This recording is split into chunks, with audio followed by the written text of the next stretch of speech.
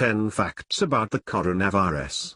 The coronavirus outbreak, COVID-19, is confirmed as pandemic by WHO, 11 March. To what extent should we fear the coronavirus? Number 1. What is coronavirus? Coronaviruses are a large family of viruses with 4 human viruses causing mild colds in all age groups. The virus looks like it has a crown, hence the name.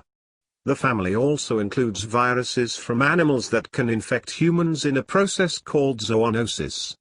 This form of infection has caused severe pneumonia and death, such as the new virus coronavirus, COVID-19. Previously, we have seen similar disease with the severe acute respiratory virus, SARS, and Middle East respiratory syndrome coronavirus virus, SARS, viruses. COVID-19 began in the city of Wuhan in the Hubei region of China, but there is currently local spread in other countries including South Korea, Iran, and Italy. Isolated cases who have been infected abroad have been imported to other countries including Norway and other Nordic countries. Number 2. How does coronavirus infect? The original new coronavirus infection probably came from an animal and infected humans. Now it infects people through sneezing and coughing, but also through contact with virus-contaminated surfaces. Number 3. What are the symptoms?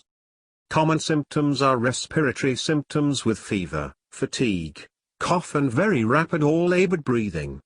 Severe symptoms may include pneumonia, severe acute respiratory syndrome, renal failure and death. Number 4. What should you be aware of if you are afraid of getting infected? It is an acute infection with common cold symptoms. If you have been in contact with someone who may be infected, you should contact the healthcare system and ask for advice if you suspect infection and especially if you have rapid or labored breathing. Number 5. What precautions should you take if you are traveling or going to one of the countries where the virus has been detected? Avoid close contact with sick people with fever and respiratory symptoms. Wash your hands frequently with soap and water or alcohol-based hand infection. Good cough and nose hygiene is also important, by covering your mouth and nose with paper towels or the elbow. Discard the handkerchief and wash your hands afterwards. Avoid close contact with animals and markets that sell animals and fresh produce. It is important food is sufficiently cooked or fried and follow good food hygiene. Number 6. Who dies of the new coronavirus? Approximately 14% of the infections are serious, and about 5% of cases are critical. Of the cases in Hubei, approximately 2.3% have died of pneumonia, but half of these are patients who have had critical illness and often are older patients with underlying disease. The mortality rates are lower in the rest of the world at 0.3%. Many patients who experience severe disease have diabetes, pulmonary disease or other chronic diseases, and in Hubei region approximately 4% of cases were in frontline healthcare workers. Number 7. The coronavirus is detected in Norway. To what degree should we fear the coronavirus? So far, approximately 50 countries have reported infection, and we have recently had the first case of an infected traveler coming to Norway.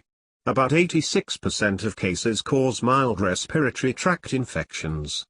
The virus is only dangerous if it spreads easily between people in Norway. Number 8. What is the definition of a pandemic? A pandemic is a major worldwide epidemic, where an infectious disease spreads in several parts of the world. Number 9. What is the risk of the new coronavirus causing a pandemic? Neither SARS nor MERS developed into pandemics, but we have seen the situation change rapidly with COVID-19, and the WHO has confirmed it as pandemic, 11 March. It has now status as a virus that spreads easily from person to person, across all regions around the world. Number 10. Should you avoid traveling to the countries where the infection has been detected? There are no specific medicines or vaccines against the new coronavirus.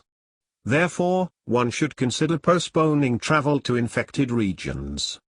As the situation is changing rapidly, it is best to keep up to date with the World Health Organization, WHO, travel advice and rules and regulations. Inform your government,